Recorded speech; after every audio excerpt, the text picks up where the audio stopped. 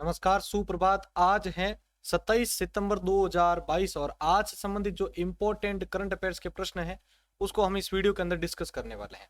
आशा करता हूं हमेशा की तरह आज का ये वीडियो भी आपको अच्छा लगेगा। आप इसको अपने दोस्तों के साथ शेयर कर सकते हैं ताकि वो भी अपनी आगामी जो भी भर्तियां हैं उनकी तैयारी के लिए इनको पढ़ सके। इसकी पीडीएफ डाउनलोड करने के लिए आप हमारे टेलीग्राम चैनल एनवीरा एजुकेशन को जरूर ज्वाइन करें। तो चलिए शुरू करते हैं आज की इस वीडियो को।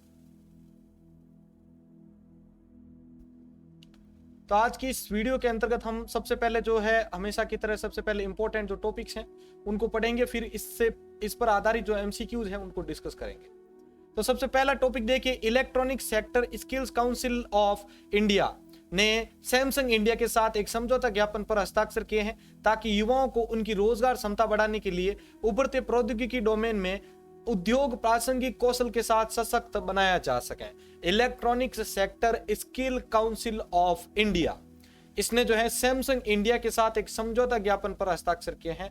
ठीक है, जो भी एमओयू है उस पर साइन किए हैं ताकि युवा जो है उनकी रोजगार क्षमता बढ़ सके और उनके लिए जो उभरते जो भी प्रौद्योगिकी डोमेन होते हैं उसमें प्रासंगिकता जो भी कौशल होते हैं उसके साथ सशक्त उनको बनाया जा सके। दूसरा पॉइंट देखिए, उपराष्ट्रपति जगदीप धनखड़ ने गुवाहाटी में लोक मंथन कार्यक्रम के तीसरे संस्करण का उद्घाटन किया है। उपराष्ट्रपति जगदीप धनखड़ ने गुवाहाटी में लोक मंथन कार्यक्रम के तीसरे संस्करण का उद्घाटन किया है।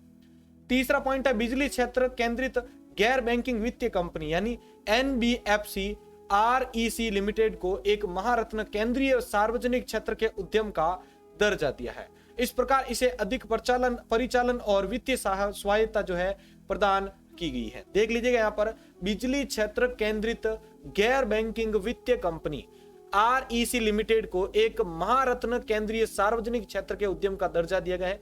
इस प्रकार इसे एक अधिक परिचालन और वित्तीय स्वायत्ता प्रदान की गई है। चौथा पॉइंट है, भारतीय लेखिका और कवयित्री मीना कंडासामी को जर्मनी के डॉर्मस्टाट में पेन सेंसर द्वारा इस वर्ष के हरमन केस्टन पुरस्कार के लिए प्राप्तकर्ता के रूप में जो है घोषित किया गया है। भारतीय लेखिका और कवयित्री मीना कंडासामी को जर्मनी के डॉर्मस्टाट में पेन सेंटर द्वारा इस वर्ष के हरमन केस्टन पुरस्कार के प्राप्तकर्ता के रूप में घोषित किया गया है। पांचवा पॉइंट देखिए, आपके पूर्व उपराष्ट्रपति एम वेंकैया नायडू ने नई दिल्ली में आकाशवाणी भवन में प्रधानमंत्री नरेंद्र मोदी के चयनित भाषणों का एक संग्रह जारी किया गया। किसके द्वारा जारी किया गया है? पूर्व उपराष्ट्रपति एम वेंकैया नायडू के द्वारा। छठा पॉइंट देखिए, आपके राष्ट्रीय सिनेमा दिवस को पहले 16 सितंबर को आयोजित करने की घोषणा की गई थी। हालांकि विभिन्न हितधारकों के अनुरोध पर और भागीदारी को अधिकतम करने के लिए इसे 23 सितंबर को पुनर्निर्धारित किया गया। किसको? राष्ट्रीय सिनेमा दिवस को 16 से 23 सितंबर तक रखा गया है। अगला सातवां पॉइंट देखिए, भारतीय रिजर्व बैंक आरबीआई ने अपर्याप्त पूंजी और कमाई की संभावनाओं का हवाला देते हुए महाराष्ट्र स्थित लक्ष्मी सहकारी बैंक का लाइसेंस समाप्त कर दिया गया है। किसका लाइसेंस समाप्त किया गया भाई? लक्ष्मी सहकारी बैंक का। किसके द्वारा? भारतीय रिजर्व बैंक का। अगला आठवां पॉइंट देखिए, सार्वजनिक क्षेत्र के ऋणदाता यूको बैंक को भारतीय रुपए में व्यापार निपटान के लिए रूस के गजप्रॉम बैंक के साथ एक विशेष वॉस्ट्रो खाता खुलवाने के लिए भारतीय रिजर्व बैंक यानी आरबीआई की मंजूरी मिल गई है।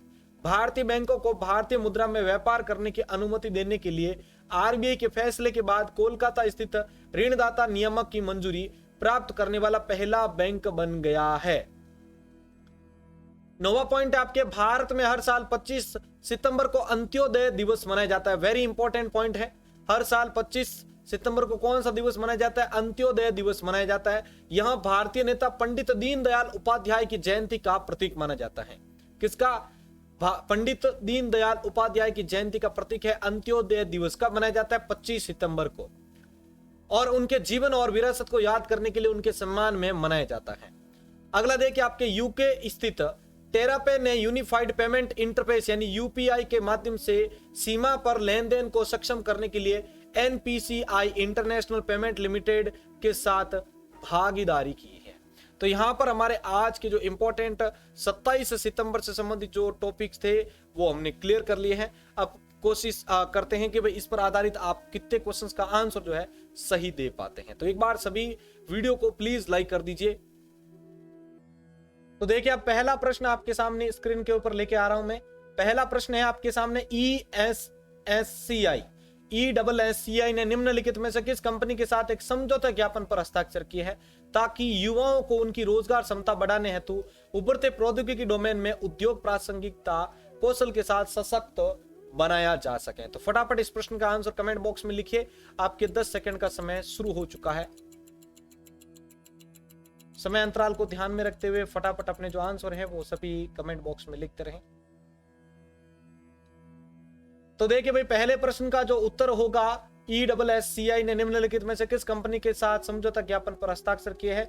तो इस प्रश्न के अंदर आपका राइट आंसर होगा डी, सैमसंग के साथ समझौता ज्ञापन पर हस्ताक्षर किए हैं उद्योग के लिए आने वाले युवाओं के लिए। दूसरा है भाई आपके उपराष्ट्रपति जगदीप धनखड़ ने निम्नलिखित में से किस शहर में लोक मंथन कार्यक्रम के तीसरे संस्करण का उद्घाटन किया है। बेंगलुरु, नई दिल्ली, गुवाहाटी, अहमदाबाद और मुंबई।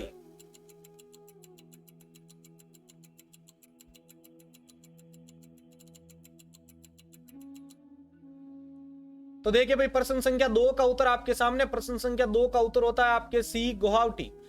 उपराष्ट्रपति जगदीप धनखड़ ने गुवाहाटी में जो है लोक मंथन कार्यक्रम के तीसरे संस्करण का उद्घाटन किया है। तीसरा प्रश्न है, निम्नलिखित में से किस कंपनी को केंद्र सरकार द्वारा महारत्न कंपनी का दर्जा दिया गया है। Rashtriya Ispat Nigam limited, Bharat heavy electricals limited, Cochin shipyard limited, steel authority of India limited और REC लिमिटेड को।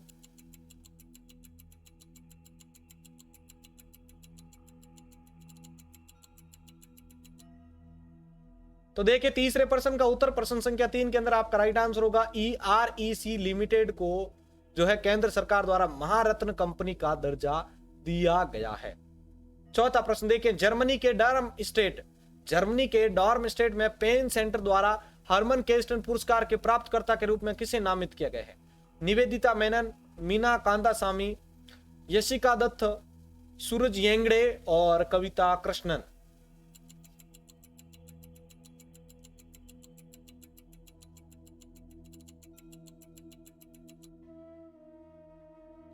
तो देखते हैं प्रश्न संख्या 4 का उत्तर जिन्होंने दिया है। प्रश्न संख्या 4 के अंदर आपका राइट आंसर होगा बी, मीना कंदास्वामी को।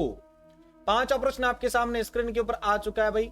नई दिल्ली में आकाशवाणी भवन में प्रधानमंत्री नरेंद्र मोदी के चयनित भाषणों सबका साथ, सबका विकास, सबका विश्वास का संग्रह किसने जारी किया है। अमित शाह, रामनाथ कोविंद, द्रौपदी मुर्मू, M वेंकैया नायडू या फिर जगदीप धनखड़ के द्वारा। देखते हैं इस बार इस प्रश्न का आंसर कौन कौन साथी जो है सही दे पाते हैं। सभी से रिक्वेस्ट है भाई प्लीज वीडियो को लाइक भी जरूर करें आप, ताकि हमारा भी मोटिव बढ़ता रहे आपके साथ साथ। तो देखिए भाई प्रश्न संख्या 5 का उत्तर आपके सामने। नई दिल्ली में आकाशवाणी भवन में प्रधानमंत्री नरेंद्र मोदी के चयनित भाषणों सबका साथ, सबका विकास और सबका विश्वास का संग्रह किसने जारी किया है। तो प्रश्न संख्या 5 के अंदर आपका राइट आंसर होगा डी, M वेंकैया नायडू, पूर्व उपराष्ट्रपति M वेंकैया नायडू के द्वारा। 6वां प्रश्न है, राष्ट्रीय सिनेमा दिवस 2022 किस दिन मनाया जाता है। 21, 22, 23, 24 और 25 सितंबर राष्ट्रीय सिनेमा दिवस।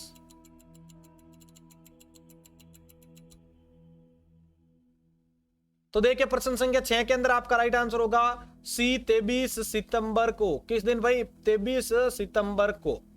अगला प्रश्न, इससे पहले 16 सितंबर को था, ध्यान रखना भाई। 7वां प्रश्न देखिए, भारतीय रिजर्व बैंक RBI ने सितंबर 2022 में अपर्याप्त पूंजी और कमाई की संभावनाओं का हवाला देते हुए निम्नलिखित में से किस सहकारी बैंक का लाइसेंस समाप्त कर दिया है। सारस्वत सहकारी बैंक, लक्ष्मी सहकारी बैंक, ब्रह्मांड सहकारी बैंक, श्यामराव विठल सहकारी बैंक, SVC बैंक और अगला है अभ्युदय सहकारी बैंक लिमिटेड।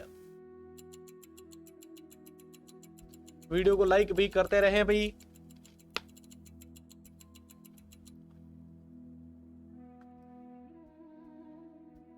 तो देखें इस प्रश्न का उत्तर आपके सामने। प्रश्न संख्या 7 का जिन्होंने उत्तर दे दिया है, प्रश्न संख्या 7 के अंदर आपका राइट आंसर जो होगा वो होगा आपके बी, लक्ष्मी सहकारी बैंक।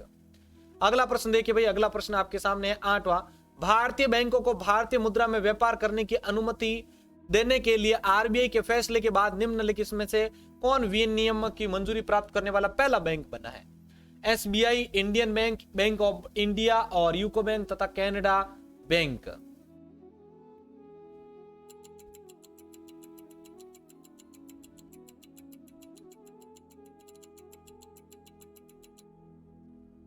तो देखिए 8वें प्रश्न का उत्तर आपके सामने लेके आ रहा हूं। जिन्होंने इसका प्रश्न का उत्तर दिया है, भारतीय बैंकों को भारतीय मुद्रा में व्यापार करने की अनुमति देने के लिए आरबीआई के फैसले के बाद निम्नलिखित में से कौन नियामक की मंजूरी प्राप्त करने वाला पहला बैंक बना है?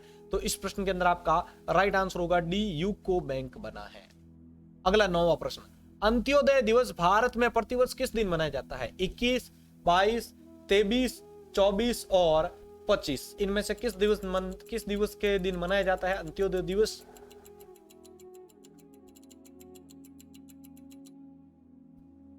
तो देखिए प्रश्न संख्या 9 के अंदर भारत में हर साल अंत्योदय दिवस कब मनाया जाता है? तो इस प्रश्न का आपके राइट आंसर होगा ई, 25 सितंबर को मनाया जाता है। 25 सितंबर को मनाया जाता है, याद रखिएगा।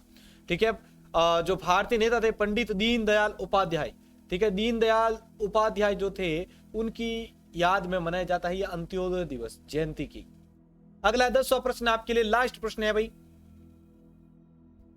यूनिफाइड पेमेंट इंटरफेस यानी यूपीआई के माध्यम से सीमा पर लेन देन को सक्षम करने के लिए किस कंपनी ने एनपीसीआई इंटरनेशनल पेमेंट लिमिटेड यानी एनआईपीएल के साथ भागीदारी की है?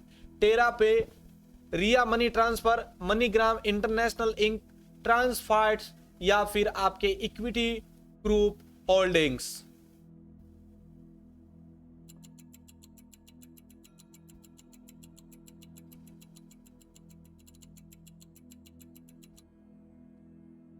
तो देखिए 10वें प्रश्न का उत्तर आपके सामने। प्रश्न संख्या 10 के अंतर्गत आपका जो राइट आंसर होगा वो होगा आपके ए, टेरा पे।